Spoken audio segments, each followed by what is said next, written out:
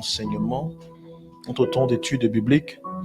Vous savez, lorsqu'on devient enfant de Dieu, c'est que Dieu nous introduit dans sa nouvelle famille. Dieu nous introduit dans sa famille, je veux dire, Dieu nous introduit dans sa maison. Et chaque maison a des règles, chaque famille a un mode de vie.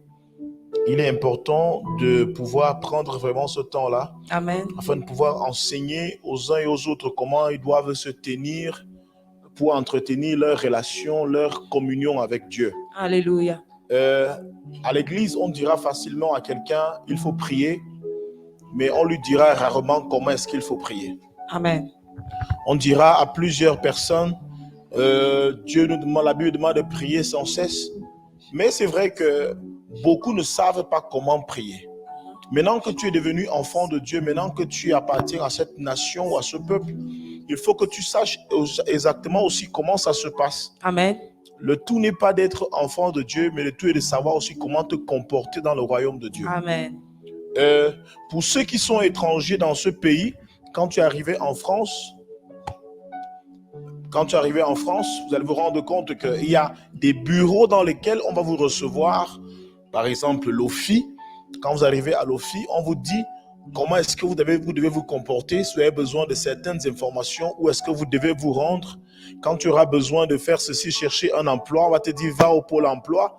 Quand tu auras besoin de traverser la route, ça se passe comme ça se passe comme cela. C'est très important. Beaucoup de personnes ont accepté le Seigneur Jésus comme leur sauveur et Seigneur, mais ne savent pas comment se comporter à l'église. Mais ce qui se passe le plus souvent par la suite, c'est qu'on commence à les blâmer. On commence à les blâmer. Ah, tu ne sais pas prier, tu ne sais pas jeûner, tu ne sais pas faire ceci. Mais est-ce que nous prenons le temps vraiment de pouvoir enseigner ces simples choses? Ne croyons pas que tous ceux qui arrivent dans le Seigneur connaissent déjà ces choses. Ils ne connaissent pas. Donc, c'est à l'église de pouvoir enseigner. Et c'est pourquoi nous avons arrêté le mercredi comme étant une journée, une soirée où nous enseignons vraiment ces choses basiques. Parce que à la fin, on s'est rendu compte que les choses que nous croyons être basiques, tout le monde ne les connaît pas. Tout le monde ne les connaît pas. Tout le monde ne sait même pas ce que c'est que l'adoration. Tout le monde ne sait pas ce qu'on appelle la louange. Combien de personnes savent ce que c'est que prier? Est-ce que prier se résume tout simplement à dire des paroles? Et c'est pourquoi même les disciples ont posé cette question à Jésus. Apprends-nous à prier. Et pourtant, c'est un peuple qui était déjà habitué à prier. Mais ils ont compris que lorsque Jésus prie, et quand eux ils prient, il y a quelque chose qui se passe, il y a une différence. Pourquoi chaque fois que Jésus prie, il y a les résultats? Et pourquoi chaque fois qu'eux ils ont eu à prier par le passé, ils n'avaient pas de résultats? Jésus arrive.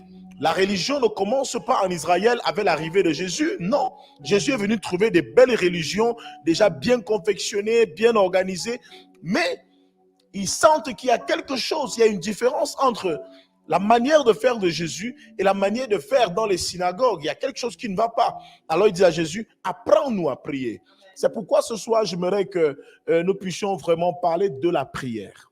C'est quoi la prière? Comment est-ce qu'il faut prier? Quelle attitude avoir pendant la prière? Amen. C'est quoi la prière? Parce que certains vont te dire, moi je ne sais pas prier. Peut-être parce qu'ils ne prient pas à haute voix. Quelqu'un va te dire, moi je sais prier, peut-être parce qu'il prie à haute voix. Et c'est parce que nous connaissons multiplier les paroles. C'est ça qui prouve qu'on sait prier. Je ne pense pas, je ne sais pas. Est-ce que celui qui prie, qui ne prie pas couramment comme toi, ne sait pas prier, ou alors ne prie pas bien, ou est-ce que Dieu ne peut pas l'exaucer? Je ne sais pas non plus. Mais aujourd'hui, nous allons essayer d'expliquer, on va essayer d'enseigner là-dessus ce que c'est que la prière, les positions. Combien de personnes ont grandi dans les églises, on dit, pour que tu pries, mets-toi à genoux, pour que tu pries, couche-toi, pour que tu pries, tiens-toi debout, pour que tu pries, assieds-toi. Chacun a cette conception-là et il faut véritablement enseigner. Amen. Alors, on commence d'abord par le rapport avec la position. Amen. On va commencer d'abord par rapport à la position quand nous prions. La position à prendre pour prier, c'est laquelle exactement? Qui a la bonne attitude lorsqu'il prie? Est-ce celui qui prie étant couché? Est-ce celui qui prie étant à genoux? Est-ce celui qui prie en marchant? Quelle est la bonne attitude? Alléluia. Et pour cela, nous allons bien évidemment ouvrir la Bible parce que la Bible est notre référence, notre parchemin. Allons dans le livre de Matthieu, chapitre 26, on va lire le verset 39. Matthieu, chapitre 26, verset 39. Et on aura tous, c'est vraiment une étude que nous allons faire ensemble. Alléluia. Vous allez lire et après, vous allez vous-même découvrir. Je pourrais poser certaines questions et vous allez simplement répondre. Alors, le verset 39, il dit, « Puis, ayant fait quelques pas en avant, il se jeta sur sa face et pria ainsi, « Mon Père, s'il est possible que cette coupe s'éloigne de moi, toutefois, non pas ce que je veux, mais ce que tu veux. » C'est un verset. Amen. Allons dans le livre de Marc, chapitre 14, verset 35. Marc 14. Marc, c'est le Nouveau Testament. Après Matthieu, bien évidemment, nous avons Marc.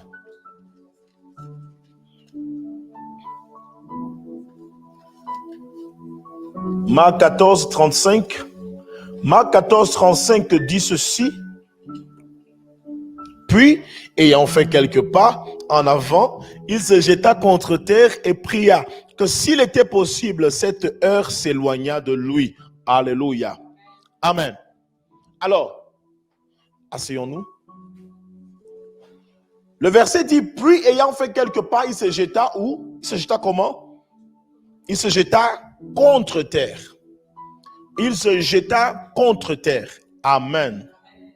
Alors, ça c'est l'attitude que Jésus a eue ce soir-là.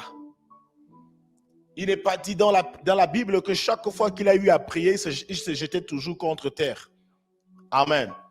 Ça c'est l'attitude qu'il a eue ce soir-là parce qu'il a ressenti le besoin de le faire. Il a ressenti l'envie de se jeter par terre. Donc, il ne s'agit pas forcément ce n'est pas une position obligatoire. Donc, s'il y a quelque chose à retenir ici de manière, si on peut se résumer en quelques mots, c'est qu'en fait, il n'y a pas de véritable position adéquate à adopter en termes de prière. Que ce soit à genoux, que ce soit couché, que ce soit assis, que ce soit debout, Dieu ne regarde pas à vos positions, mais Dieu regarde à votre cœur. Dieu regarde à notre cœur quand nous prions, c'est le cœur qui est placé devant de Dieu, ce n'est pas le corps, parce que Dieu est celui qui sonde les cœurs et qui sonde les reins. Il ne sonde pas les corps, mais il sonde le cœur et il sonde les reins. Donc, n'ayez pas du mal à pouvoir prier pendant que tout le monde est couché et que vous priez étant debout. Il n'y a pas de mal. Ne soyez pas dérangés. Si vous priez étant à genoux alors que tout le monde est assis, ne soyez pas dérangés et n'obligez pas non plus tout le monde à adopter votre position parce que c'est la position à laquelle vous sentez le mieux. Non, il n'y a pas de position à adopter. Il n'y a qu'une prière à faire d'un cœur sincère. Alléluia. Ça, c'est la première réalité que nous pouvons avoir. Donc, que ce soit à genoux, debout, face contre terre, face contre mur, courbé, allongé, quelle que soit la position adoptée, Dieu regarde la disposition du cœur. Être disposé physiquement et spirituellement. Est-ce que ton corps est disposé? Est-ce que ton esprit est disposé? Alors, une chose est sûre, tu feras une bonne prière. Mais si ton corps n'est pas disposé et si ton esprit n'est pas disposé, tu ne feras pas une bonne prière. Ça veut dire que quoi? Ça veut dire que pendant que tu pries, il faut que ton corps et ton esprit deviennent une seule personne. Amen. Donc, ton corps ne peut pas être ailleurs alors que ton esprit veut prier. Qu'est-ce que cela veut dire? Est-ce que cela signifie que tu dois arrêter ce que tu es en train de faire parce que tu pries? Non. Parce que nous pouvons prier même si on est en train de conduire.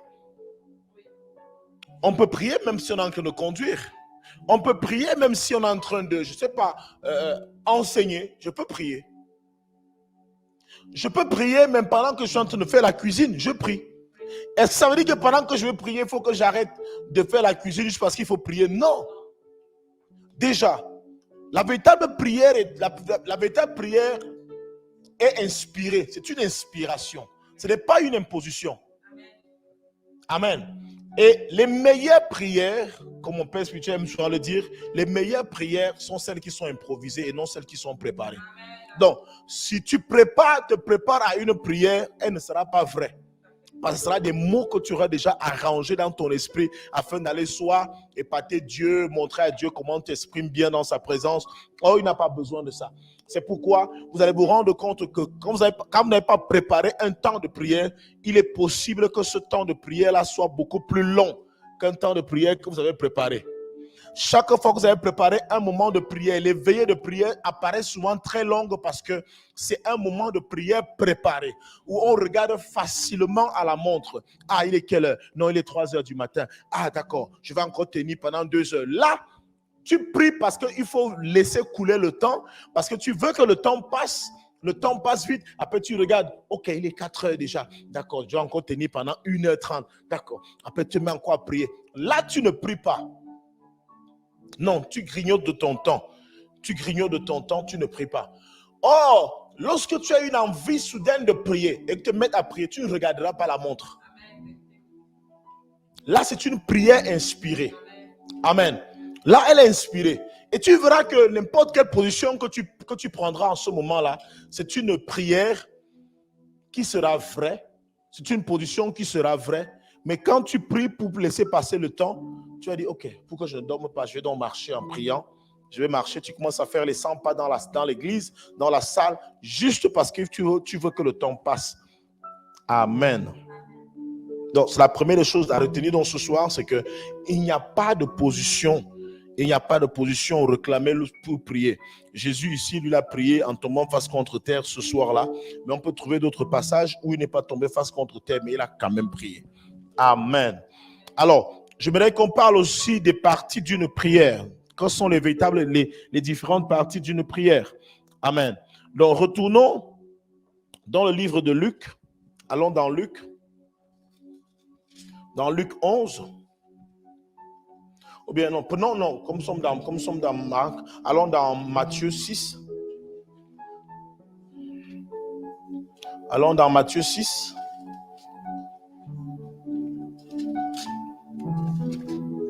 Matthieu chapitre 6.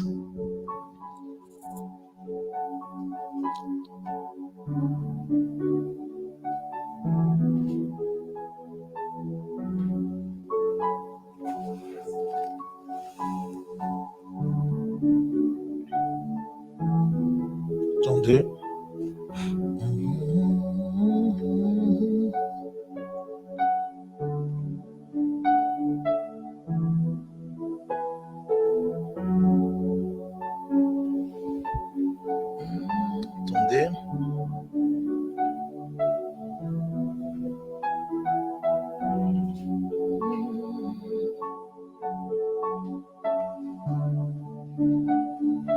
Bon, prenons la prière de Jésus, prenons à partir du verset 9. Verset 9, la parole déclare ceci. Voici donc comment vous devez prier. Notre Père qui est aux cieux, que ton nom soit sanctifié, que ton règne vienne, que ta volonté soit faite sur la terre comme au ciel. Donne-nous aujourd'hui notre pain quotidien. Pardonne-nous nos offenses, comme nous aussi nous pardonnons à ceux qui nous ont offensés. Ne nous induis pas en tentation, mais délivre-nous du mal. Car c'est à toi qu'appartiennent dans tous les siècles le règne, la puissance et la gloire. Amen. Amen. Alors, asseyons-nous.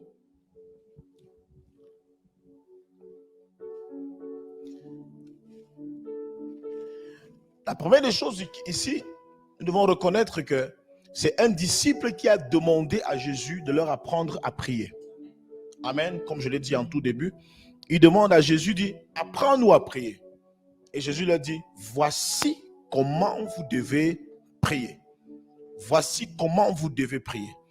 Est-ce que lorsqu'il a dit, voici comment vous devez prier, il a demandé qu'on récite seulement cette prière? Que chaque fois qu'on veut prier, on commence par notre Père qui est aux cieux, que ton nom soit sanctifié. Non. En fait, lorsqu'il donne cette prière-là, quand tu la lis attentivement, tu verras que cette prière-là est divisée en plusieurs petites parties. Et chaque partie fait intervenir quelque chose de particulier. Alléluia. Et c'est ce qu'il faut apprendre. Et maintenant, chaque fois que tu feras tes prières, il faut qu'on retrouve ces différentes parties dans ta prière. Amen. Il ne s'agit pas de rester notre Père qui est aux cieux tous les jours, mais il s'agit qu'on puisse retrouver ces différentes parties. Alors, il commence en disant notre Père qui est aux cieux. Amen. Ça, c'est la première des choses. Parce que la prière s'adresse à quelqu'un de particulier. Amen. Alors, cette partie nous montre celui à qui nous devons adresser notre prière. Donc, c'est par lui que nous commençons. C'est lui que nous interpellons. Ma prière est pour celui qui est assis dans les cieux. C'est celui qui a créé toutes choses. Alors, je l'interpelle, notre Père qui est aux cieux. Donc, lorsque tu commences à prier, tu ne peux pas commencer à dire, donne-moi ceci. Il faut que tu saches à qui est-ce que tu t'adresses. Même quand on rédige une lettre, que ce soit une lettre administrative, je ne sais pas, peu importe, on met toujours d'abord le nom à monsieur ou à tel, à monsieur le directeur, à monsieur la présidente, à ceci, à ceci. Alléluia. À telle personne. On met d'abord l'en-tête. C'est la personne à qui la lettre s'adresse. Donc, il faut qu'il se retrouve parce que si moi je reçois une lettre où je ne vois pas mon nom à l'en-tête, je ne saurais pas si c'est à moi qu'on s'adresse. Alléluia. Donc, il faut que Dieu retrouve son nom à l'en-tête de la prière que nous devons faire. C'est-à-dire, notre Père qui est aux cieux. Amen. Parce que c'est à lui qu'est adressée notre prière. Donc, notre prière, c'est à un être suprême.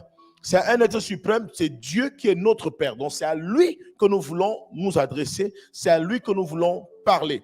La deuxième chose, il dit ici, que ton nom soit sanctifié.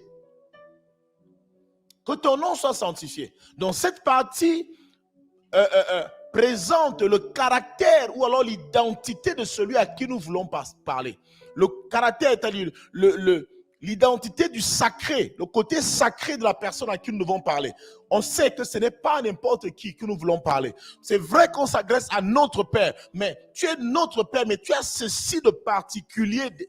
Tu as ceci de différent des autres. Tu es notre Père. J'ai un autre Père à la maison. Mais entre toi et lui, il y a une différence. C'est que toi, tu es sacré. C'est pourquoi, même quand je prononce ton nom, je le mets à part parce que ton nom est sanctifié. Ce n'est pas n'importe quel nom. Amen. Ton nom est sanctifié. Ton nom est mis à part. Donc cette partie nous indique le caractère sacré du nom de l'Éternel qui ne doit pas être prononcé en vain. Donc, quand tu commences même à dire, notre Père qui est aux cieux, que ton nom soit sanctifié. Donc, tout ce que je vais dire ici, il ne faut pas que ce soit en vain. Parce que ce n'est pas un nom qu'on prononce en vain. Et je dois savoir que ce qui sortira de ma bouche pendant la prière doit être aussi des mots que je pense véritablement. Amen. Je sanctifie ton nom. Je ne l'appelle pas à n'importe quel moment. Père, si je me place au-devant de toi, je reconnais que ton nom est sanctifié. Et je ne viens donc pas au-devant de toi avec des mots juste pour jouer. Je ne prie pas parce qu'on m'est obligé de prier. Parce que quand on t'oblige à prier, tu vas commencer à dire des choses que tu ne penses pas. Or, il faut que chaque fois que je me mets à genoux pour prier, que ce soit véritablement des mots que tu penses, des paroles que tu penses, que ce soit quelque chose qui vient du fond de toi que tu désires. Beaucoup de personnes ne reçoivent pas dans les prières parce que c'est juste des mots et des mots qu'ils ne pensent pas. Donc, on peut comprendre déjà pourquoi est-ce que les prières peuvent ne pas être exaucées. Parce que de un, elles ne sont pas agressées à Dieu. De deux, parce que cette personne ne sanctifie pas le nom de Dieu lorsqu'elles vont prier. Amen. Donc, ce n'est pas parce que tu fais une activité et que tu décides de prier que ta prière ne doit pas sanctifier le nom de Dieu. Tu ne dois pas prendre cela à la légère. Non, tu dois prendre cela avec beaucoup plus de sérieux. Alléluia. Il dit ici que ton règne vienne. Que ton règne vienne. Donc, cette partie nous indique que nous devons d'abord implorer à ce que le règne de Dieu s'installe avant qu'on ne commence à dire quoi que ce soit. Parce que si le règne de Dieu ne s'installe pas quand on va prier, notre esprit va sûrement vagabonder, va se balader. Or, si le règne de Dieu s'établit tout autour de nous avant de prier, assurément, même les paroles qui sortiront de notre bouche seront dans le règne. Ne seront pas des paroles vaines, ne seront pas des paroles qui ne plaisent pas à Dieu, mais parce que le Saint-Esprit a contrôlé toutes choses qui sortiront de notre bouche. Amen. Alors, que ton règne vienne. Ça veut dire, je vais prier étant placé dans le règne de Dieu. Est-ce que vous comprenez? Je vais continuer à parler, mais étant placé dans le règne de Dieu. C'est important de prier étant placé dans le règne de Dieu et non de prier étant hors du règne de Dieu. Prier hors du règne de Dieu fait en sorte que tu ne peux pas avoir les choses qui sont dans le règne de Dieu. Parce qu'en réalité, nous désirons les choses qui sont dans le règne de Dieu et non les choses qui sont hors du règne de Dieu. C'est pourquoi il faut que nous soyons là où ces choses se trouvent.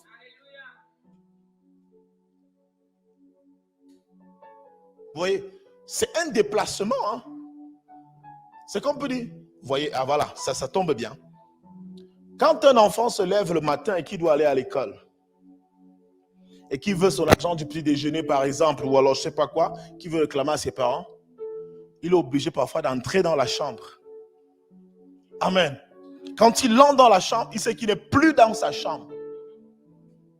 Il dit, je pouvais demander ceci étant au salon. Je pouvais demander ceci étant dans ma chambre. Mais c'est mieux que je me déplace et que j'aille dans sa chambre. Une fois que je suis dans sa chambre, si je parle ici, il me voit. Il sait que je suis là.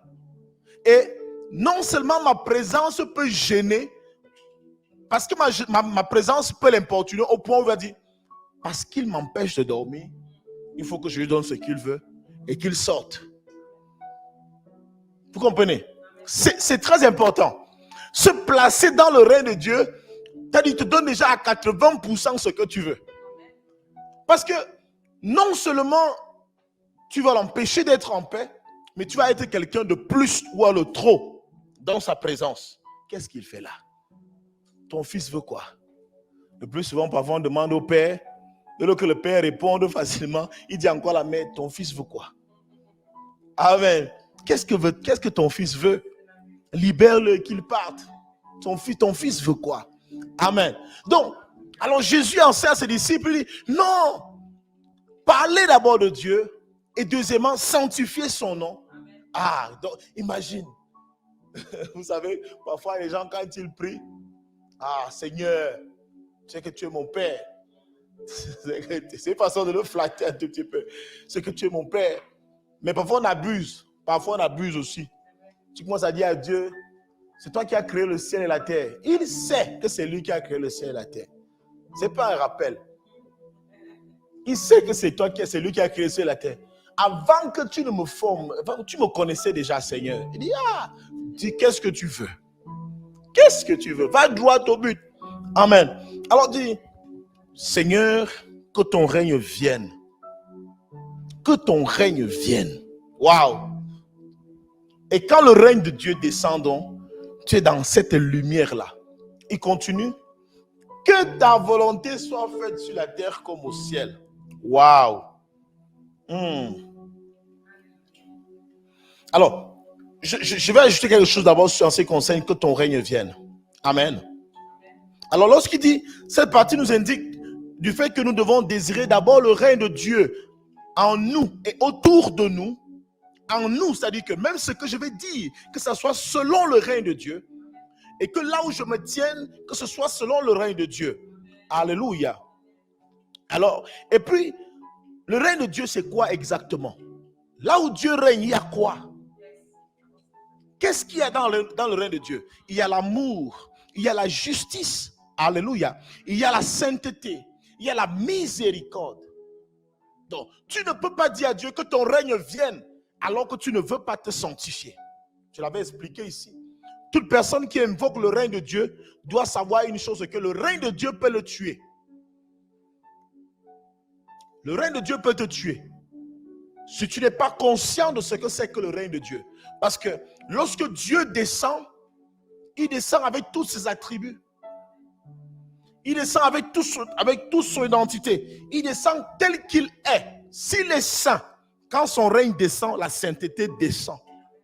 S'il est un Dieu qui règne dans l'amour, quand tu descends, quand son règne descend, l'amour descend, la joie descend, C'est pourquoi certaines personnes, lorsqu'elles commencent à ressentir l'onction ou la présence de Dieu, vous allez voir certains qui commencent à trop aimer, certains commencent à sourire. Il y a des gens qui rient quand ils sont sous onction. Parce qu'en fait, Dieu apporte la joie. Tu es dans le règne. Tu ne peux pas prier. Tu ne peux pas prier dans le règne de Dieu et tu vis une certaine animosité dans ton cœur. C'est impossible. La prière qu'on fait dans le règne de Dieu est une prière vraie. Parce qu'en fait, tu commences à voir les cœurs des gens tels qu'ils sont. Quand tu pries pour quelqu'un, étant dans le règne de Dieu, tu as cette miséricorde. Dieu te permet de te mettre à la place de l'autre. Tu peux ressentir ses douleurs. Amen. Et c'est ça en fait. On peut faire la différence entre celui qui prie dans le règne de Dieu et celui qui ne prie pas dans le règne de Dieu. Je vais vous dire cela. Lorsque quelqu'un prie pour vous, vous êtes capable de savoir si cette personne prie pour moi étant dans le règne de Dieu ou alors s'il prie pour moi hors du règne de Dieu. Parce que vous verrez que cette personne est patiente dans sa façon de prier pour vous, dans sa façon de vous parler. C'est parce qu'en fait, elle n'accepte pas que vous partez de là sans être guéri. Ceux qui ne prient pas dans le règne de Dieu sont « Ah, c'est trop long, c'est trop long. » Or, dans le règne de Dieu, il n'y a pas la notion de temps. Le temps suspend son vol, ça n'existe pas. Parce que dans le règne de Dieu, la seule chose qu'on ressent, qu'on recherche, c'est que ce mal qui a pu s'introduire ici ne doit pas sortir d'ici. Ne doit pas résister ici. Amen. Il doit lâcher la personne. Donc, il est inadmissible que la personne se retrouve ici et qu'elle reparte étant malade. Dans le règne de Dieu, la maladie n'existe pas. C'est pourquoi nous devons toujours invoquer le règne de Dieu chaque fois que nous faisons nos prières. Cherchez toujours le règne de Dieu quand nous faisons nos prières. Amen. Donc il y a sa puissance aussi et même son retour. Il y a sa puissance. Alors nous continuons. Il dit donc l'autre partie, la quatrième partie de cette prière qui dit que ta volonté soit faite sur la terre comme au ciel. Ah. Alors cette partie nous indique que notre prière, ou alors que notre prière doit avant tout être soumise à la volonté de Dieu.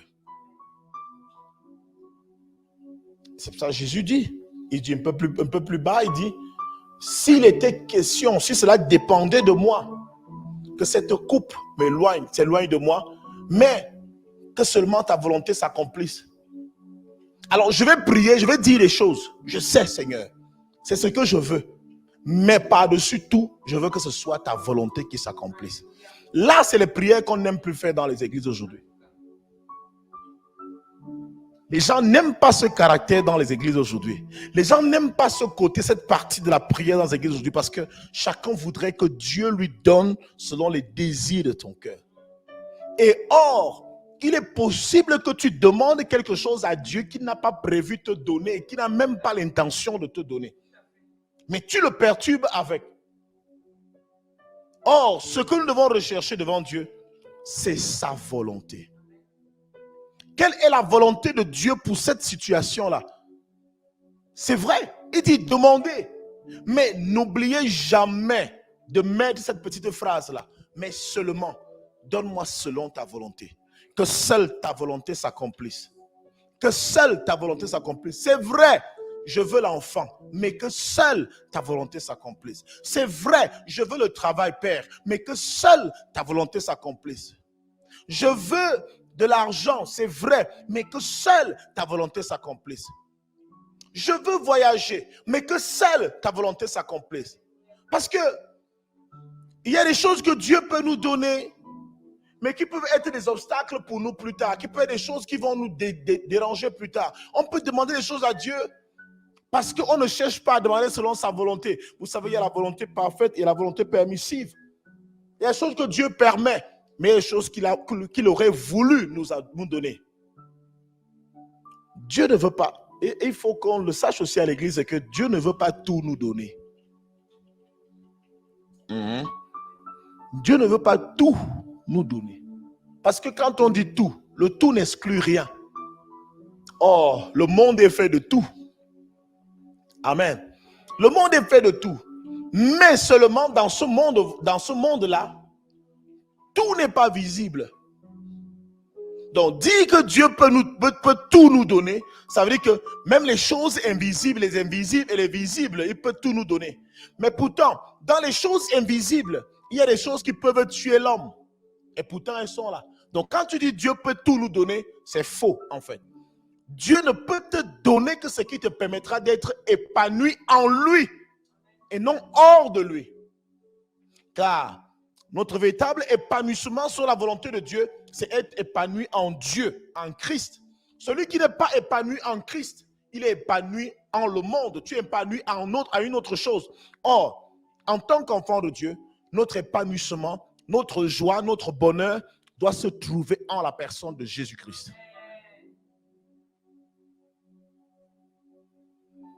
S'il y a autre chose qui nous permet d'être heureux, qui n'est pas de Dieu, on doit avoir peur de cette chose. Elle nous a été donnée par quelqu'un qui veut tout simplement nous déconnecter de la volonté de Dieu. Et c'est pourquoi nous devons faire attention en demandons à Dieu selon sa volonté. Amen. Selon sa volonté.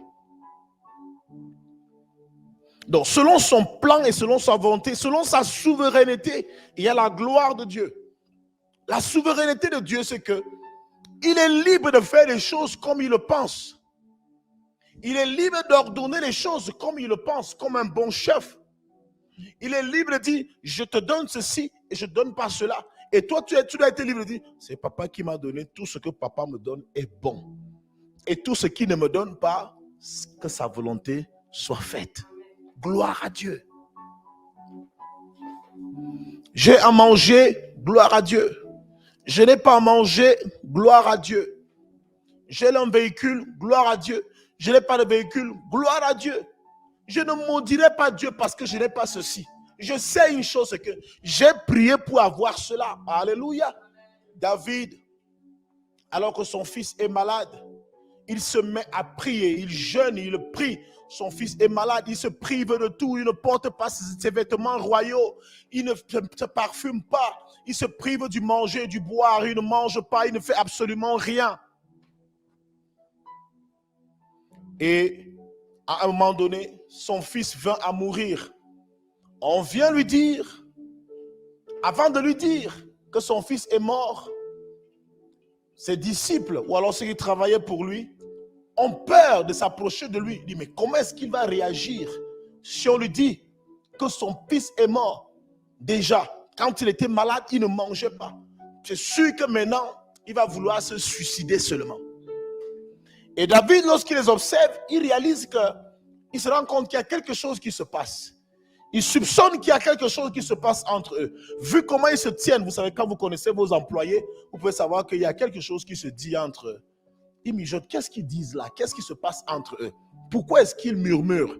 Pourquoi est-ce qu'ils parlent de la sorte? Pourquoi est-ce qu'ils se cachent avant de parler? Alors David avait soupçonné et son soupçon s'est avéré vrai. Alors il arrive, ils disent à Sidi, mais qu'est-ce qui se passe? L'enfant est mort? Est-ce que l'enfant est décédé? Ils disent oui, maître, l'enfant est décédé. On avait du mal, on ne savait pas comment te le dire. Alors la Bible déclare que David s'est levé. Il allait se doucher, il s'est parfumé. Amen. Il s'est parfumé, il a demandé à manger, on a commandé à manger. Ses disciples lui disent, mais comment se fait-il que quand l'enfant était malade, tu ne mangeais pas? Maintenant qu'on te dit que l'enfant est décédé, tu manges. Il dit, mais c'est normal. Je ne mangeais pas parce que j'avais espoir que l'enfant revienne à la vie. Mais maintenant que l'enfant est mort, qu'est-ce que je peux bien changer? Que la volonté de Dieu soit faite. Alléluia. Il a rendu gloire à Dieu. Et Dieu, c'est autant de choses qui ont touché encore le cœur de Dieu. Il sait me rendre gloire à tout temps et à tout moment. Je vois des gens, tu as prié pour ton frère qui était malade. Tu as prié. Tu as tout fait. Et quand il meurt, tu dis, je ne pars même plus à l'église. Où est le rapport? Quand est-ce que tu sauras rendre gloire à Dieu pour ce qu'il fait? Quand est-ce que tu sauras que Dieu est souverain dans ses choix? Quand est-ce que tu sauras que c'est Dieu qui donne et c'est lui qui décide de reprendre? Amen. Dieu est bon, Dieu est vrai. Quand quelqu'un est malade, tu pries. Si la personne ne se lève pas et qu'elle décède, rends gloire à Dieu. Ne pleure pas comme un païen qui n'a pas d'espérance. Et l'apôtre Paul de dire, si c'est seulement sur cette terre-ci que nous espérons en l'Éternel, alors nous sommes les plus malheureux. Si nous croyons seulement pour les choses de la terre, parce que notre espérance n'est pas pour les choses de la terre, c'est pour les choses qui sont au-delà, après la terre. Il ne dit pas que de ne pas espérer sur les choses de la terre. Il dit, si c'est seulement pour les choses de la terre que nous avons espérance, que nous espérons en l'Éternel, alors nous sommes les plus malheureux. Parce que le chrétien, il espère que Dieu réponde. Et il attend qu'après la réponse, qu'il ait la réponse ou pas, il se dit, ok, s'il n'a pas été sauvé ici, au moins dans l'au-delà, il est sauvé. Alléluia. Alors, il faut qu'on trouve dans ce caractère sacré dans notre prière.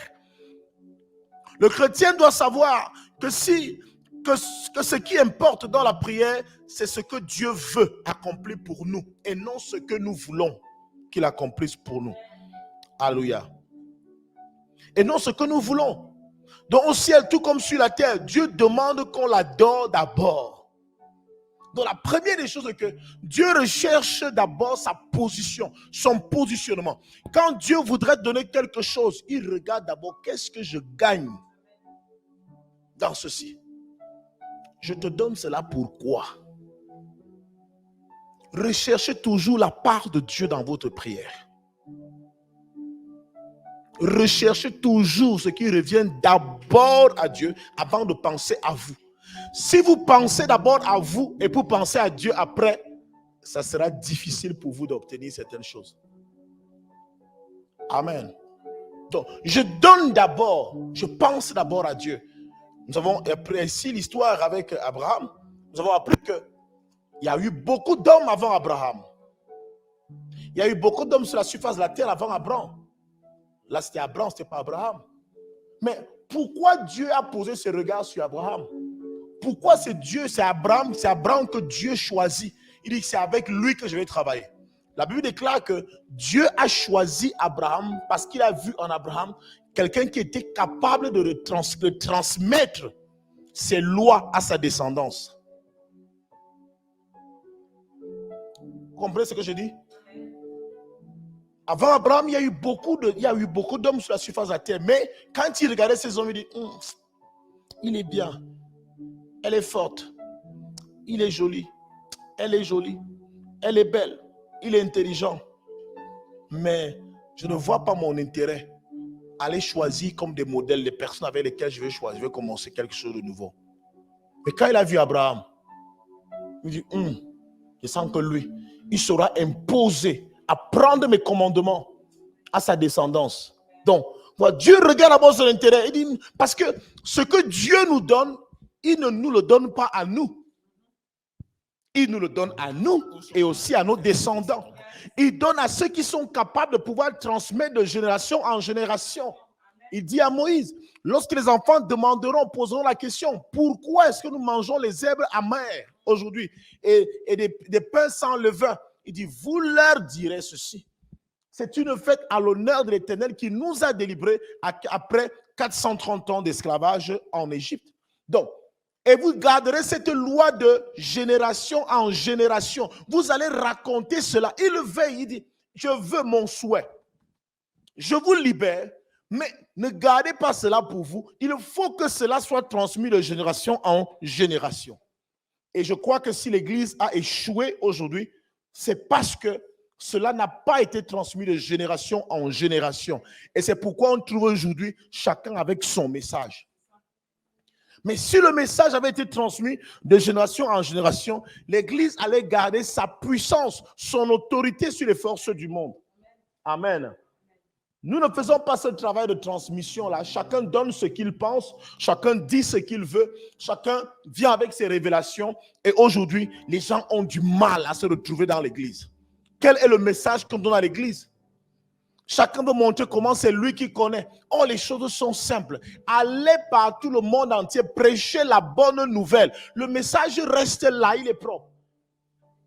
Prêchez quoi? La bonne nouvelle. N'allez pas prêcher vos philosophies. Allez prêcher la bonne nouvelle. C'est quoi la bonne nouvelle? C'est quoi la bonne nouvelle? Comment les gens ont du mal à évangéliser aujourd'hui? Alors que le message est clair. Même si tu ne le connais pas, je te prie, il faut qu'on te l'écrive quelque part. Tu le bûches, tu le mémorises. Quand tu as quelqu'un, voici. Dieu a tant aimé le monde qu'il a donné son Fils unique afin que quiconque croit en lui ne périsse pas. Bien-aimé, tu étais perdu par le péché là-dedans. Voilà, il a donné son Fils afin que si tu crois en lui, tu seras sauvé. C'est simple. Il a donné tout ce qu'il avait de plus cher. Il a donné Jésus-Christ comme victime expiatoire. Si tu crois en Jésus, tu es sauvé même quand la mort viendra. C'est tout comme message. Mais nous, on va arriver, oh viens, Jésus va donner ceci. Non, ce n'est pas ça. Ce n'est pas ça le message. Le message, ce n'est pas Dieu, Jésus va te donner ceci. Non, c'est que Jésus te donne la vie. Il y a la vie en Jésus-Christ. Voilà la bonne nouvelle. Et ce qui fait qu'on a présenté autre chose. Et l'église aujourd'hui est remplie de frustrés.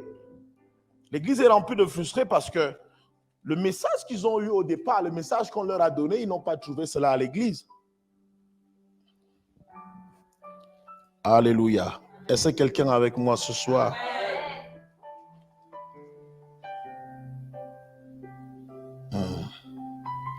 Alors, il dit, donne-nous aujourd'hui notre pain quotidien. Alors, cette partie nous indique tout simplement que le chrétien doit réclamer son pain quotidien. Tu vas pas dire à Dieu, Seigneur, souviens-toi de moi aujourd'hui, donne-moi de quoi manger aujourd'hui. Donne-moi de quoi manger aujourd'hui. Vous savez, c'est vrai, nous faisons des prévisions même gastronomiques dans nos maisons en fonction de ce que nous avons dans nos poches. Mais un enfant de Dieu, je pense pas qu'un enfant de Dieu devrait vivre comme ça. Ça, je le pense, hein, ça m'engage que moi. Je pense sincèrement que tel que Dieu a fait le monde en 6 jours et il s'est reposé, je crois que chaque jour, il y a un repas que Dieu voudrait que tu manges.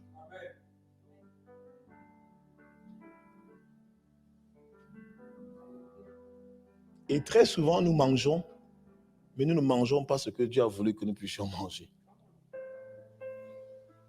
Parce que si Jésus peut le dire, donne-nous aujourd'hui notre pain de ce jour.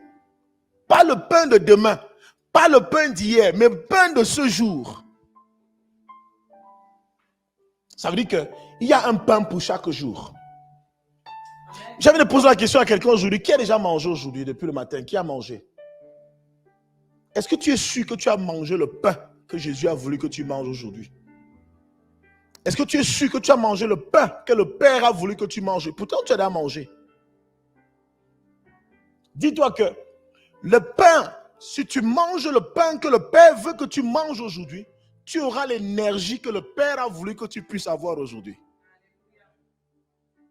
Tu auras la mine que le Père a voulu que tu manges aujourd'hui. Mais si tu manges selon tes choix, tu manges selon ce que tu veux, tu manges selon ton portefeuille, tu risques de manger des choses qui ne vont même pas te rassasier.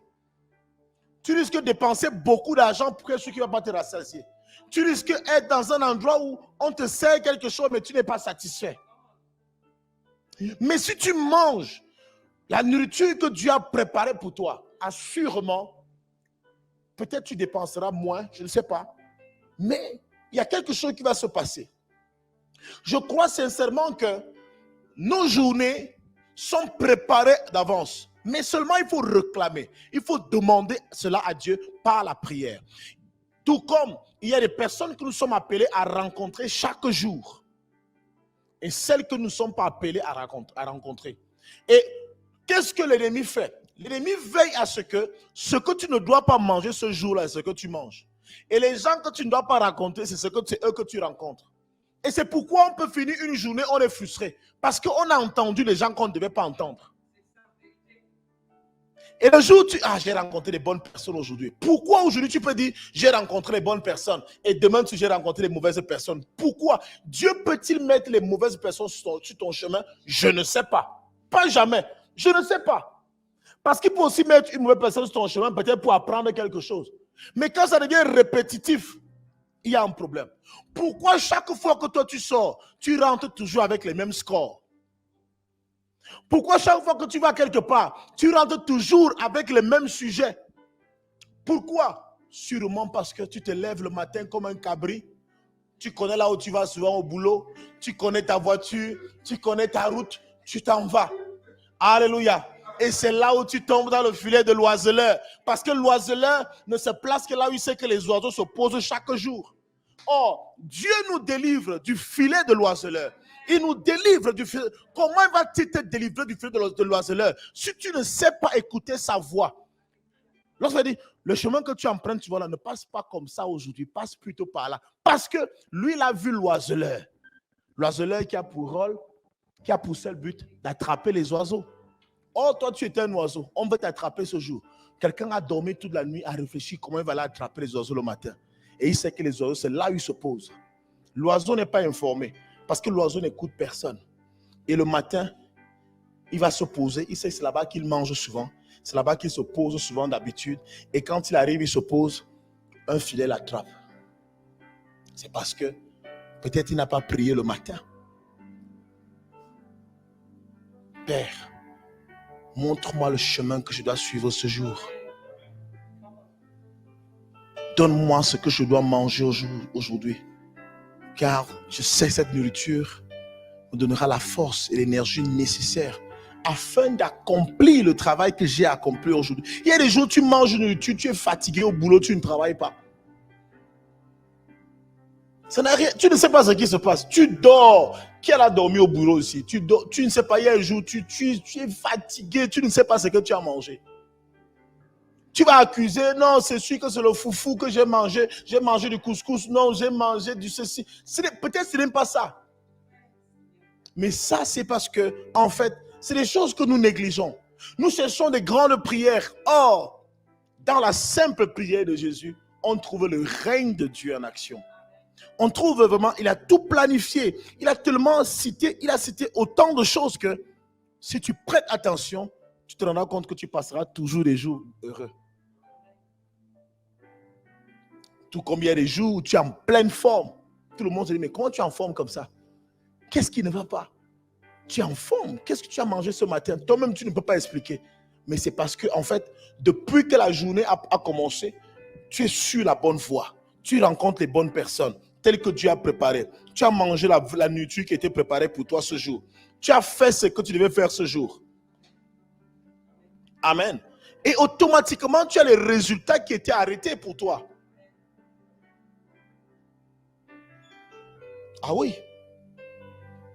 Il y a des gens avec lesquels vous ne devez pas parler tous les jours.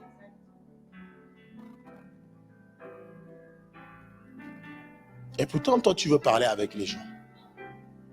Il y a des endroits où Dieu va dire que, ok, tu habites, je ne veux pas que tu ailles là-bas aujourd'hui. Mais toi, la routine, l'habitude fait en sorte que tu continues de fréquenter les mêmes endroits. Tu fréquentes les mêmes personnes. Voyez donc, imaginez, voyez tout ce qu'on peut avoir dans une prière. Tout ce qu'on peut avoir dans une prière. Et c'est la même chose, même quand on commence le culte. Il faut qu'on soit capable d'orienter notre prière de la sorte. Parce que ce n'est pas normal que nos cultes se ressemblent. Ce n'est pas normal que quelqu'un quitte de chez lui, il sait que ça va se passer comme ça, après on va faire ceci, après on va faire cela, après... Non! Ça, c'est quand l'intercession n'a pas été bien faite. Quand l'intercession est bien faite, Dieu vous amène, vous ne connaissez même pas là où il vous amène. Quand l'intercession est bien faite, vous êtes dans un culte vraiment. C'est ça qu'on dit, quand on parle de prophétique, ce n'est pas quand vous donnera des prophéties. Non! C'est que vous êtes conduit par l'esprit. Parce que la prophétie, c'est ce qu'on dit, l'esprit de la prophétie, c'est que c'est Dieu, l'esprit de Dieu vous conduit dans les choses que Dieu avait déjà préparées d'avance. Amen. Il vous conduit dans les choses que lui seul connaît. Il dit non, s'ils partent comme ça, voilà ce qu'ils vont rencontrer. S'ils vont comme ça, voilà ce qu'ils vont rencontrer. S'ils font comme ça. Et le Saint-Esprit vous balade comme ça. Pendant que toi tu attends la louange, il dit non, donnez les offrandes. Pendant que tu veux, il dit que non, adorez le Seigneur. Alléluia. L'esprit de la prophétie. Nos cultes doivent être prophétiques. Rien ne doit être connu d'avance. Non, on va commencer par la prière d'ouverture. Après, qu'est-ce qu'on va faire en deuxième? Après, on n'a pas encore fait la deuxième collecte. Non, on n'a pas encore fait ceci. Non, un culte prophétique, il n'y a pas que première, deuxième collecte. Il n'y a que les gens qui veulent donner les offrandes, qui veulent sanctifier le nom de Dieu, qui veulent adorer Dieu, qui veulent, parce qu'ils sont dirigés par l'Esprit. Il y a des mouvements dans la salle. On a l'impression qu'il n'y a pas l'ordre. C'est un désordre, mais ce désordre-là, c'est l'ordre de Dieu. Quand on commence à mettre l'ordre, non, asseyez-vous comme ça, placez-vous comme ça, montrez-vous comme ça. On est dans le désordre. Et pourtant, selon les hommes, ça semble l'ordre. C'est trop rangé, c'est trop beau, c'est trop non. Dieu parfois veut gâter, il veut renverser. Le prophétique. Si notre prière n'est pas prophétique, ça sera tout simplement une simple récitation. Ça sera des simples mots bien agencés que nous débitons et qui en réalité n'ont pas d'impact dans le monde spirituel et ne touchent pas le cœur de Dieu. Alors dis donc, donne-nous aujourd'hui notre pain quotidien, que cette partie nous indique donc le chrétien à réclamer son pain quotidien. Donc tout ce qui est bien, ce qui est nécessaire pour la vie. Alléluia. Il continue, pardonne-nous nos offenses, comme nous aussi nous pardonnons à ceux qui nous ont offensés. Ah. Donc, cette partie nous indique la nécessité de la réconciliation permanente du chrétien avec son Dieu et avec son prochain. Amen.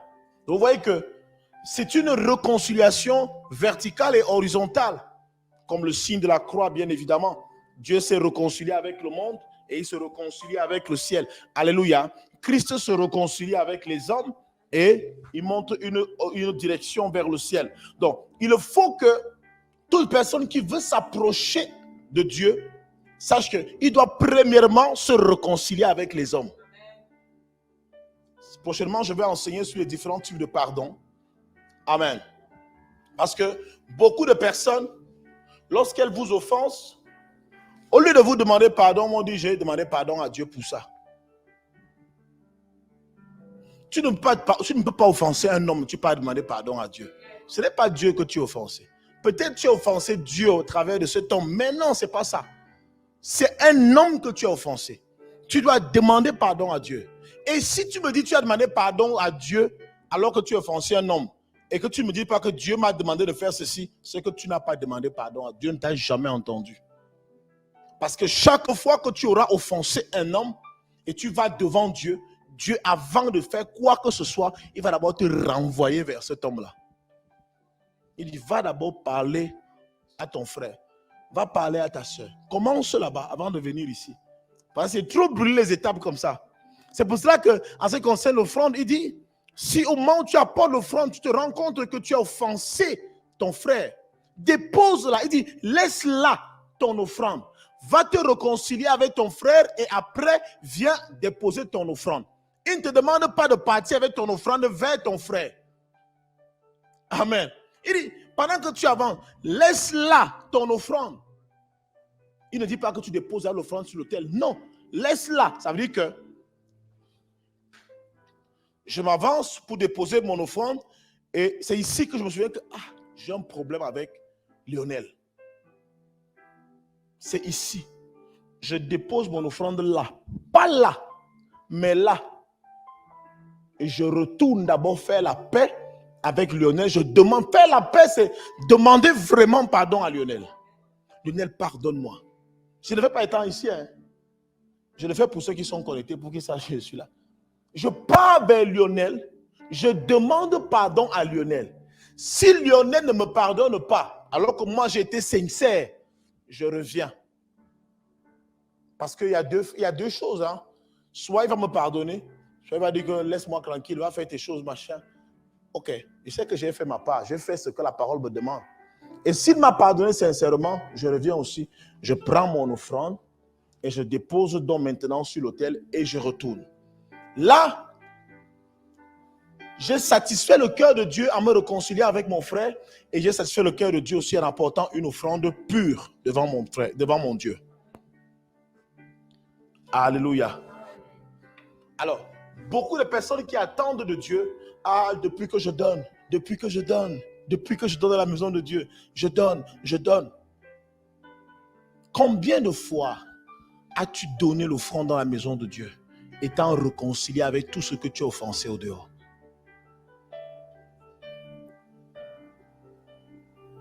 Est-ce que cela ne peut pas aussi être un point pour le blocage? Une raison pour être bloqué dans tout ce que tu fais? Est-ce que cela ne peut pas bloquer tes bénédictions aussi? Ah, j'ai trop sémé dans l'église.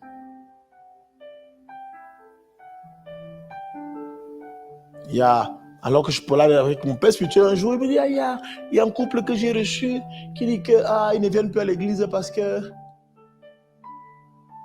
ils n'ont plus d'argent. Il a dit que ne venez pas me faire croire que ne venez pas me faire croire que c'est le fait que vous donnez à l'église que votre argent est fini, parce que je ne vous ai pas demandé de donner votre argent ici. Vous êtes venus vous-même donner votre argent. Donc n'allez pas faire croire aux gens que c'est en venant dans mon église que votre compte s'est vidé. Non, ce n'est pas à cause de... C'est vous-même qui avez décidé de donner. Maintenant, vous voyez donc, à partir de cette parole, chacun peut se poser les questions. Combien de personnes avec lesquelles tu ne parles pas? Combien de personnes qui t'ont offensé? Mais tu allais toujours à l'église, tu donnes de l'argent. Tu donnes de l'argent, tu fais les cadeaux, tu fais ceci, tu aides les gens. Mais combien de fois tu l'as fait alors que tu es gens dans ton cœur?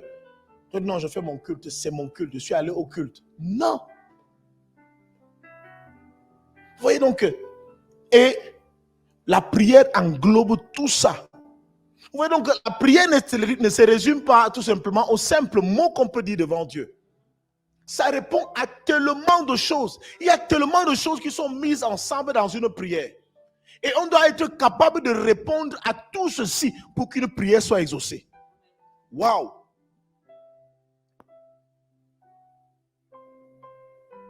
Tu n'arrives pas à pardonner, mais tu veux que Dieu te pardonne.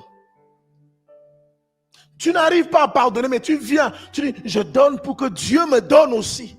Il va donner en se basant sur quoi?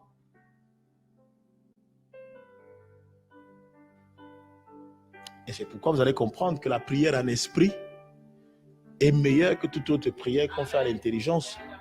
Parce que la prière en esprit, c'est que le Saint-Esprit va nous conduire. Il va nous amener à dire des mots justes. Mais toi, quand tu pries à l'intelligence, tu vas commencer à dire des choses peut-être qui n'ont rien à voir avec la volonté de Dieu. Alors,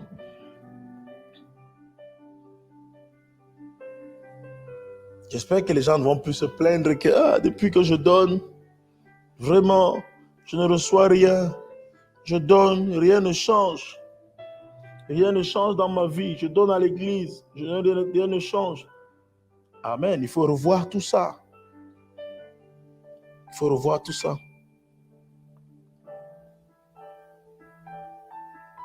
Donc, s'il n'y a pas de pardon des autres, il ne peut pas avoir d'exaucement. Il ne peut pas avoir d'exaucement. C'est le cœur même de la prière, en fait. C'est là le cœur de la prière. C'est là le cœur de l'exaucement. Je crois que c'est le seul moment où je peux admettre un téléphone à l'église. C'est la seule raison que je peux dire à quelqu'un, oui, c'est normal d'avoir ton téléphone à l'église. Parce qu'au moment de faire l'offrande, tu te rends compte que tu as un point avec quelqu'un et que la personne n'est pas là. Sors, va l'appeler, fais la paix et reviens. Reviens donner. Amen. Moi, il y a parfois des expériences que j'ai envie de faire parfois avec Dieu. Je sais pas, il dit, ok, moi je vais essayer de faire ça et voir si ça marche. Puis j'ai un problème avec quelqu'un et puis il dit, ça fait 2 mois je ne parle pas à Sandra. Elle n'est pas à l'église. Je sors pour mon téléphone. Ça, Sandra, elle aussi, elle voit ton téléphone, elle voit ton numéro, elle raccroche. Toi, tu dis que tant qu'elle ne me parle pas, moi je vais appeler. Le temps d'offrande est fini à l'église, hein. Toi tu insistes. Tu insistes. 4e coup de fil, elle ne prend pas. 5e, elle prend. Tu veux quoi? Tu veux quoi? Tu veux quoi? Tu veux quoi? Et la personne elle raccroche encore. Toi, tu insistes, tu dis que je n'ai pas encore parlé. Tu composes encore le numéro, tu appelles encore. Arrête de me déranger, ne m'embête pas, ne m'embête pas. Tu me... Elle raccroche. Tu appelles encore, 7e fois tu appelles. Il y a même quoi que tu me déranges. Qu'est-ce que tu veux me dire? Ma soeur, je veux te demander sincèrement pardon. Je sais que je t'ai offensé. Je sais que je t'ai humilié. Tout ce que je t'ai fait, je reconnais. Ah, c'est le brisement. En fait, dans tout ça, ce qui fait mal, c'est que, en fait, c'est ton argent. Hein? Ce n'est pas que l'église t'a prêté l'argent. On dit que pour donner, il faut que tu demandes. C'est-à-dire, pour donner ton argent où tu n'attends rien, on te conditionne. Dieu est terrible. Ah non. Il te conditionne sur ton argent. Tu veux me donner? Va d'abord te laver. Imagine si c'est un enfant. L'enfant veut te donner un bonbon, une sucette. Si tu veux donner ton bonbon, va d'abord te laver, va te doucher. Ah! Il y a des enfants que tu dis qu'il va te laver. Qui? Mon bonbon. Tu vas le trouver assis déjà quelque part là. Ah! Il suit son bonbon. C'est ta part là-bas. D'abord que je souffre à te donner ce bonbon aussi. Mon sacrifice. En plus que j'allais me laver. Je n'avais pas l'intention de me laver aujourd'hui. Si c'est l'eau, la reste avec ton eau. Parce que là, tu ne le tapes pas. Tu dis seulement, va te laver, va te doucher. Tu veux me donner ton bonbon. Ah, il dit, zéro, je n'aime pas. Je suce mon bonbon. Il fait le suce mon bonbon. Et quand il finit, tu appelles. Tu t'es douché? Il ne te répond pas. Où est le bonbon? Il a été dit rien. Il a fini avec le bonbon. Ah! Et c'est ça que Dieu nous demande. C'est merveilleux, n'est-ce pas? Vous voyez donc comment il veut nous amener au brisement. En fait, parce que je crois que pour une personne qui va raisonner, quand tu penses ce que je viens de dire, tu dis, en fait, c'est mon argent. C'est moi qui ai travaillé cela. Et tu vas trouver quelqu'un qui va dire que mais je ne donne pas l'offrande. Pourquoi je me réconcilie avec lui? Je ne donne donc pas l'offrande. Donc, pour l'orgueilleux, une personne qui est orgueilleuse, elle dit, je ne donne donc pas mon offrande. C'est mon argent, non, je ne donne donc pas. Que de me réconcilier, que de demander pardon, je ne donne donc pas. Il y a des gens qui vont préférer ne pas donner l'offrande que d'aller se réconcilier avant de donner l'offrande. Parce qu'il dit, c'est mon offrande. Or, Dieu veut t'amener à comprendre que ce n'est pas ton offrande qui compte. C'est ton cœur qui compte pour lui. C'est le cœur qui est plus important pour Dieu. Ce n'est pas ton offrande. Il n'a pas besoin de ton argent. Parce que beaucoup de personnes donnent l'argent à l'église et non l'offrande. Parce que quand tu donnes, tu viens donner ce genre d'argent. Toi, tu dis que tu appelles ça offrande. Ce n'est pas l'offrande. Pour donner l'offrande, il faut remplir certaines conditions. Or, tout le monde donne le dimanche ou le mercredi ou le vendredi. Alors, chaque fois que nous sommes à l'église, mais tout le monde ne donne pas l'offrande. Même si on donne au moment de l'offrande, tout le monde ne donne pas l'offrande. Parce que tout le monde qui ne se réconcilie pas d'abord avec son prochain, avant de venir donner, ne donne pas l'offrande, donne plutôt l'argent. Or, Dieu ne bénit pas l'argent. C'est l'offrande que Dieu bénit. Et c'est pourquoi beaucoup de personnes qui n'ont pas donné l'offrande ont donné l'argent, s'attendent à recevoir en retour. Dieu ne bénit pas l'argent, il bénit l'offrande. C'est ton offrande que Dieu va bénir et non ton argent. Alors, si tu as donné l'argent à Dieu, tu as donné l'argent sur un podium, même pas sur un hôtel. Parce que là, l'hôtel cesse d'être un hôtel. Ça devient maintenant tout simplement un podium. Parce que l'offrande se donne sur l'autel. Or, l'argent se donne sur un podium. On ne donne pas l'argent ici. Mais c'est ici on donne l'offrande. Et ceci ne peut pas être la chair. Ça ne peut pas être la chair, ça ne peut pas être l'autel. Tant que ce que tu viens donner n'est pas l'offrande. Dieu n'a pas demandé l'argent.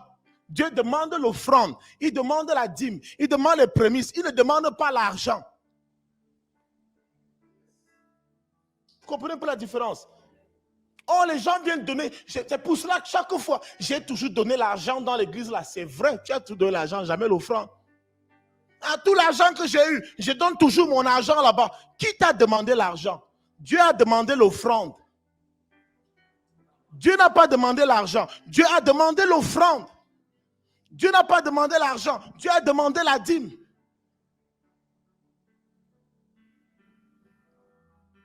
J'espère que vous saisissez un peu la nuance.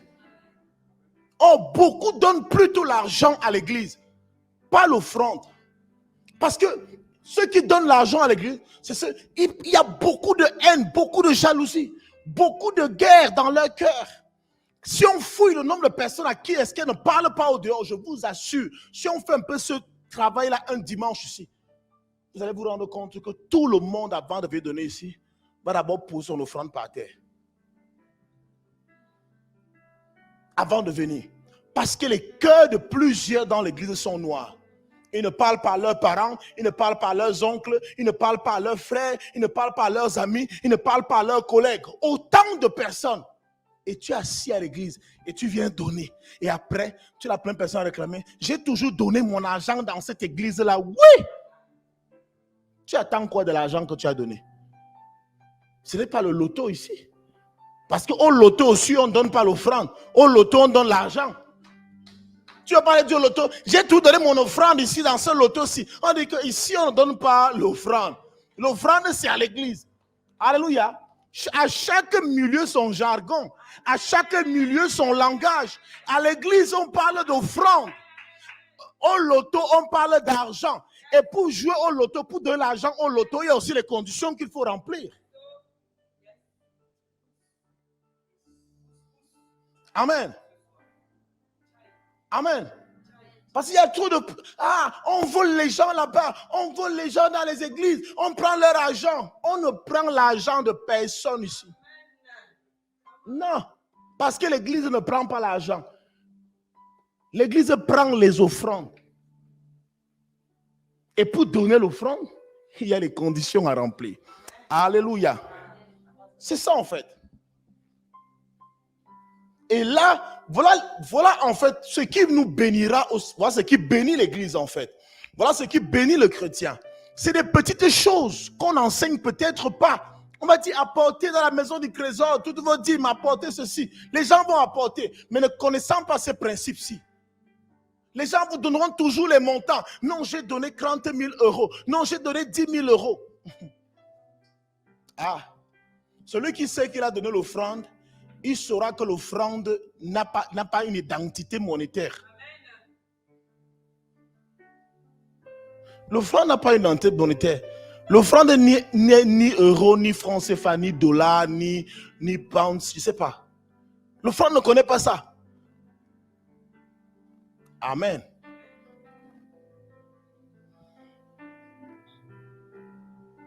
L'église a pris mon argent. Non, c'est toi qui as déposé ton argent sur un podium quelque part. Tu as déposé l'offrande. Tu n'as pas déposé l'offrande. Si tu avais déposé l'offrande, tu savais exactement ce que cela allait te coûter. Alors, parce que Dieu veut que nous soyons en paix avec tout le monde, c'est pour cela qu'il nous exige. Il met dans les conditions et parce qu'il sait que tu es accroché à tes richesses, à ce qui t'appartient. Il dit, avant même de me donner ce qui t'appartient, ce qui a une certaine valeur à tes yeux, je veux que tu fasses la paix avec les autres. Alléluia. À la maison de prière pour tous les peuples, nous allons grandir. On va bien faire les choses pour la gloire de Dieu. Il faut que dans tout ce que nous faisons dans cette maison, que cela rende gloire à Dieu. Que cela rende gloire à Dieu. C'est pour cela le montant n'est pas très important parce que ce n'est pas le montant qui interdit, qui impressionne Dieu. Dieu n'est pas là pour le montant. Non. Dieu est là pour ce que tu donnes. Dieu est pour ce que tu donnes. Vous voyez? On parle toujours de l'offrande de la pauvre veuve. On ne parle pas de l'argent de la pauvre veuve. On va maintenant dire qu'elle avait une pièce. Mais seulement, les gens, la pièce, c'était la pièce de quoi?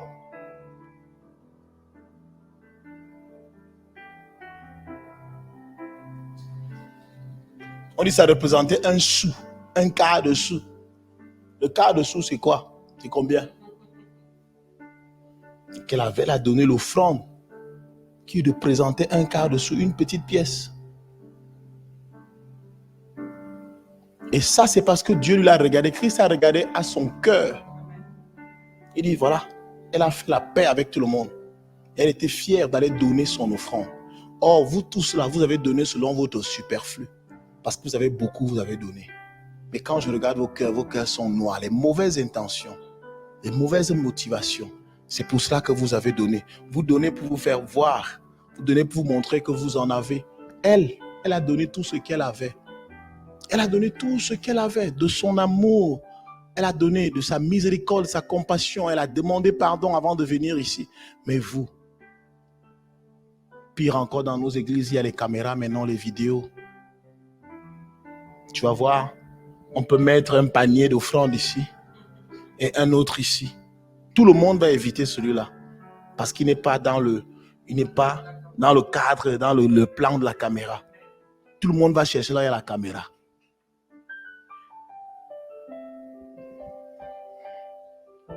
Voilà à quoi est réduite l'Église aujourd'hui.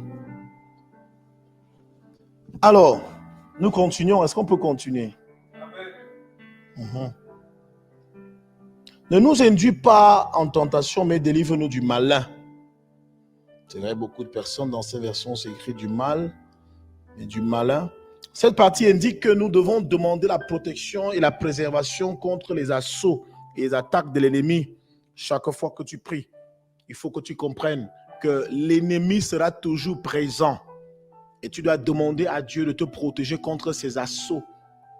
Et les assauts de l'ennemi, on ne les connaît pas. On ne sait pas par où est-ce qu'il viendra et comment est-ce qu'il viendra. Tu dois juste savoir qu'il viendra. Tu dois être conscient qu'il viendra.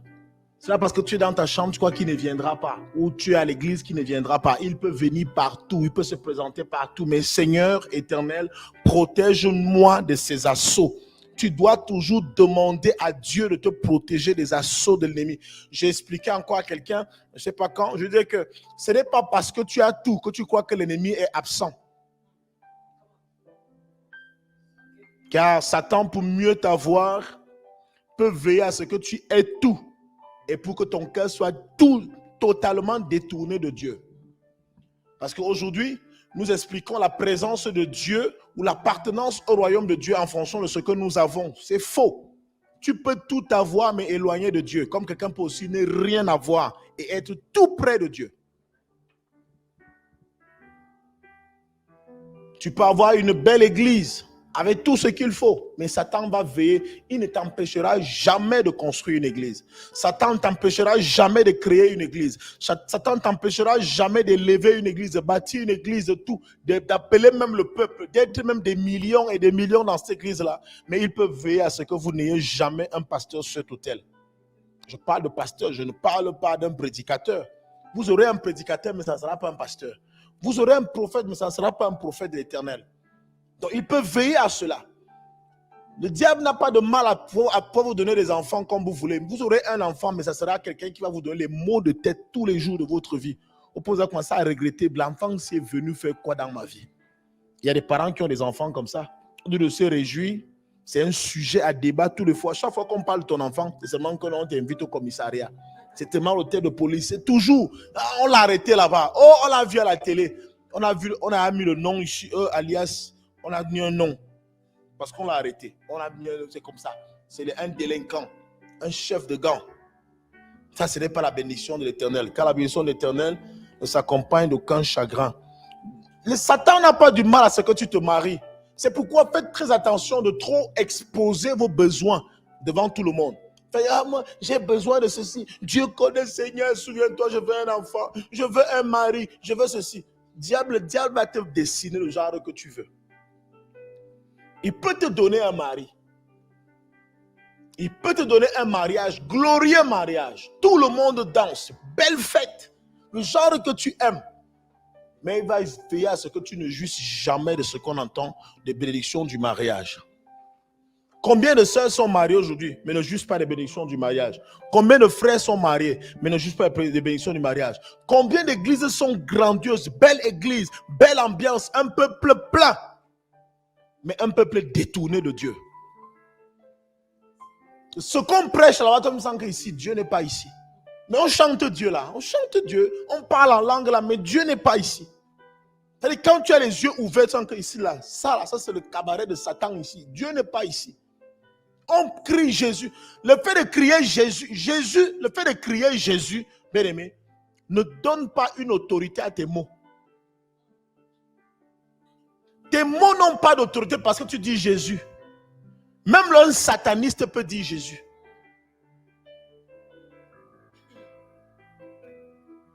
Donc, en fait, ce n'est pas parce que les gens vont se rassembler quelque part, tout est beau, que tu vas croire que non, Jésus est là, Dieu est là. Dieu n'est pas toujours là. Il peut veiller juste pour vous embrouiller. Et même les miracles peuvent se produire là. Le miracle, c'est quoi?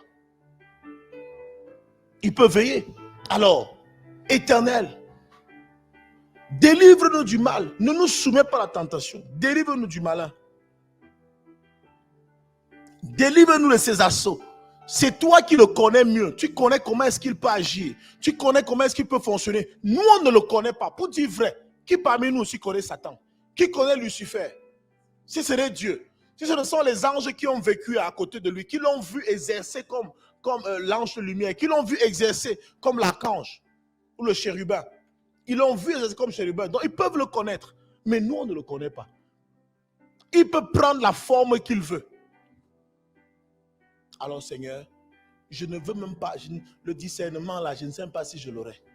Même le discernement ne me suffit pas. Je préfère compter sur toi. Parce qu'il y a quelque chose avec les dons, c'est que nos dons peuvent se mélanger avec la chair. Hein.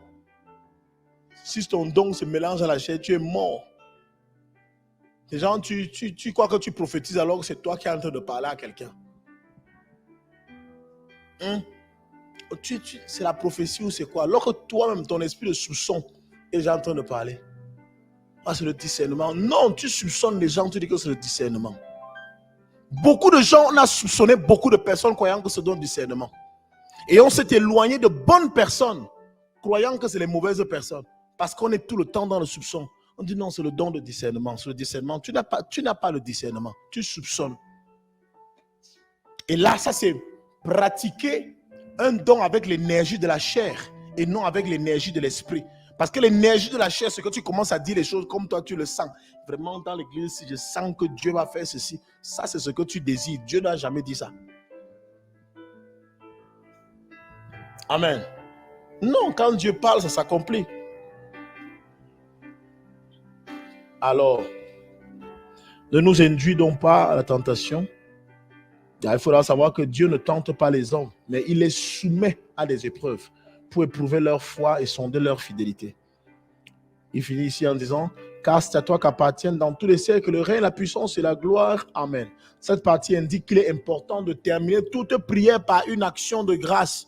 Toujours terminer par une action de grâce. Alors, cette prière ici, vous allez vous rendre compte que tout est requête dans cette prière. Ça, c'est une prière de requête. Donc, c'est ce que tu demandes. Amen. Parce qu'il y a d'autres formes de prière qu'on ne verra peut-être pas ce soir. On verra peut-être une autre fois. Amen. Donc, tout est requête ici. Ce sont des demandes formulées, adressées à Dieu par un chrétien. C'est un ensemble de demandes. C'est un ensemble de demandes qui peut résumer tout ce dont il aura besoin en une journée. Amen. J'aurais besoin que le Dieu créateur m'accompagne. J'aurais besoin que Dieu de miséricorde m'accompagne. J'aurais besoin que le Dieu pourvoyeur pourvoie à mes besoins afin que je puisse manger. J'aurais besoin qu'il soit avec moi dans tout ce que je vais faire. J'aurais besoin qu'il m'accompagne. J'aurais besoin qu'il me protège. Amen. Et j'aurais besoin à la fin qu'il se manifeste comme Dieu partout où je partirai. Amen. J'ai besoin de sa présence. Et tu finis toujours par donner des actions de grâce à la fin. Alléluia. Est-ce que quelqu'un a été béni ce soir? Voilà. Amen. Gloire à Dieu. Donc voilà donc comment est-ce qu'une prière peut être faite. On verra peut-être mercredi prochain qu'est-ce qu'on peut associer à la prière. Parce qu'il y a beaucoup de choses qui peuvent accompagner une prière. On peut parler de l'adoration. On peut parler même de l'offrande, de l'action de grâce. Alléluia. Ça, c'est autant de choses qu'on verra peut-être par la suite. On verra la confession. Il y a des choses qui peuvent accompagner. La louange peut accompagner une prière. la confession, l'intercession, c'est beaucoup de petites choses. On verra tout cela par la suite. On peut faire les demandes, les actions de grâce, comme je l'ai dit. Amen. On va se mettre debout alors.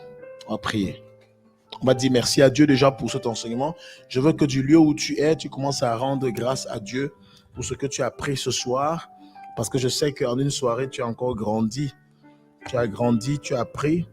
Est-ce que même toi qui es connecté, tu peux dire merci à Dieu pour ces paroles, pour cet enseignement de ce soir, qui te permettra désormais de mieux prier, de mieux apporter ton offrande, de mieux te concentrer, de faire ce qui est juste devant Dieu. Merci mon roi Père, nous te rendons grâce Papa, nous te disons merci. Père, merci pour cet enseignement éternel, Dieu de gloire, Papa. Merci Seigneur parce que tu es encore venu nous apprendre, nous enseigner Seigneur en ce jour. Béni soit ton nom, béni soit tu Seigneur.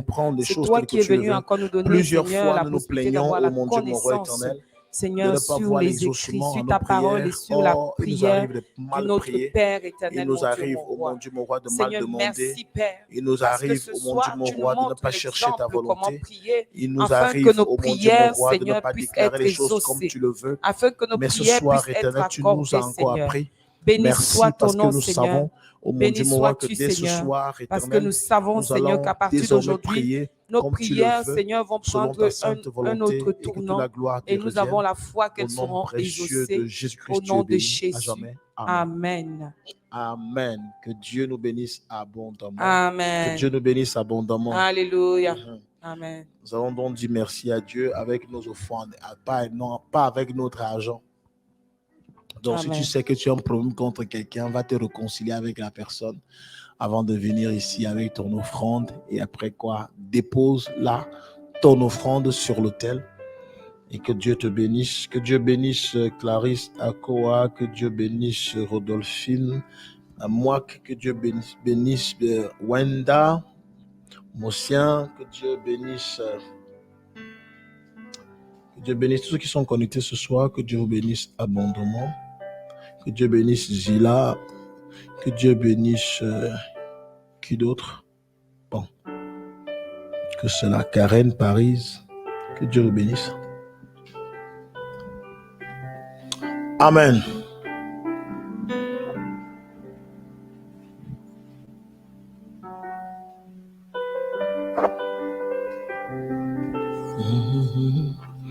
Ok, nous allons clôturer. On va se dire au revoir. On va se séparer. On se retrouve vendredi pour la chambre haute. Pour la chambre haute, ce sera vraiment un temps de prière intense. Là, ce sera une autre forme de prière. Vendredi, c'est vraiment notre temps de prière, de délivrance, prière pour les malades. Je crois que ce temps de prière a béni beaucoup de personnes dans ce ministère et même hors de ce ministère. C'est pourquoi nous vous invitons massivement. Ne venez pas seul. Invitez quelqu'un. Nous avons dit que c'est notre temps phare de prière, de délivrance et de guérison. Parce que nous croyons que beaucoup souffrent parmi nous, au milieu de nous, à côté de nous, de part et d'autre. Nous avons des familles, nous avons des amis qui souffrent.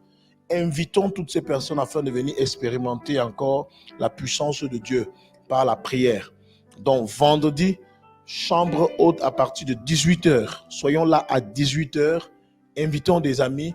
Faisons des posts. Pour ceux qui sont sur les réseaux sociaux, essayez de faire des mini-vidéos pour inviter les gens. Parler de cela autour de vous afin que ceux qui souffrent puissent avoir au moins un temps où on prend soin d'eux par la prière. Amen. Donc, ça va être super chaud ce vendredi. On va se mettre debout, nous allons clôturer.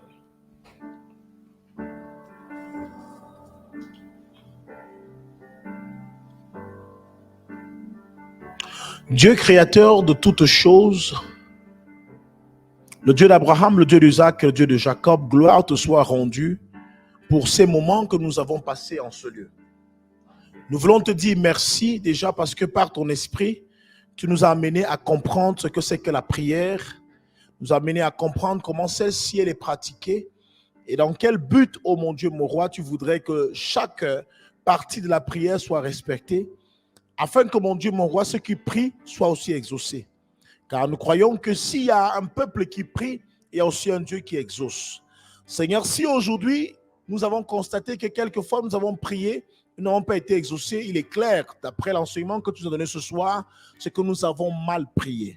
Et désormais, oh mon Dieu, mon roi, nous voulons être ceux-là qui appliquent ce que tu nous as enseigné ce soir. Et ainsi, nous sommes sûrs d'une chose, nous serons toujours exaucés chaque fois qu'on se tiendra dans ta présence.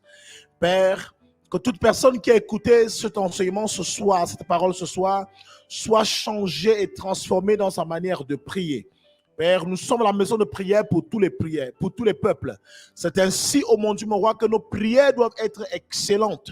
Nos prières doivent trouver exaucement chaque fois que nous t'invoquons. Nous t'invoquons, oh mon Père, en ce moment. Viens permettre, oh mon Dieu, mon roi éternel, à ceux qui ne te connaissent pas encore, de pouvoir faire ta rencontre. Seigneur, car ils sont nombreux dans les rues, dans les marchés, dans les maisons, dans les pays qui ne te connaissent pas. Seigneur, nous t'en supplions. Fais de nous des éléments par lesquels tu passeras afin de toucher le maximum de personnes. Nous voulons être des agents de transformation et de changement dans notre société et dans notre temps. Papa, nous te prions en ce moment de pouvoir raccompagner ton peuple, Seigneur, ce soir, chacun à son domicile respectif, et donne-nous la grâce de pouvoir nous retrouver ici, vendredi, pour le temps de la chambre haute, où les cas les plus difficiles sont traités, le cas de la chambre haute, mon Dieu, mon roi, où les prières, Seigneur, sont exaucées, où le ciel rencontre la terre, où le Saint-Esprit peut se mouvoir dans notre présence, afin que, mon Dieu, mon Père, tous ceux qui viendront ce jour, ce soir, Père, puissent expérimenter encore la puissance du Saint-Esprit. Merci parce que tu les attires massivement. Merci parce que tu les appelles nombreux. Merci parce que, mon Dieu et mon roi, chaque information qui sera diffusée à ce sujet, oh mon Dieu, mon roi, portera des fruits au nom puissant de Jésus. Nous connectons donc, oh mon Dieu, mon Père, les hommes, les femmes, les vieillards, les enfants, Seigneur, de par le monde entier à ce programme, afin que nous soyons nombreux à nous rassembler ici vendredi à partir de 18h pour non seulement démontrer ta puissance, car ta parole, notre message, notre prédication ne repose pas forcément sur des pensées, sur des paroles de persuasion, oh mon Dieu, mon roi, mais nous voulons démontrer ta puissance éternelle, car en ce temps et en cette génération, tu es le Dieu qui n'a point changé. Tel que tu as été avec Paul par le passé, tu as été avec Pierre par le passé, avec Philippe, tu as été, mon Dieu, mon roi, tu vas continuer à être avec nous, éternel, et laisser que ton Esprit Saint, mon Dieu, mon roi, se manifeste en ce lieu. Merci, Père, parce que tu nous donnes la grâce, et ton nom dans la gloire se manifestera en ce lieu, au nom puissant de Jésus-Christ. Amen. Rendez-vous donc vendredi à partir de 18h. Shalom.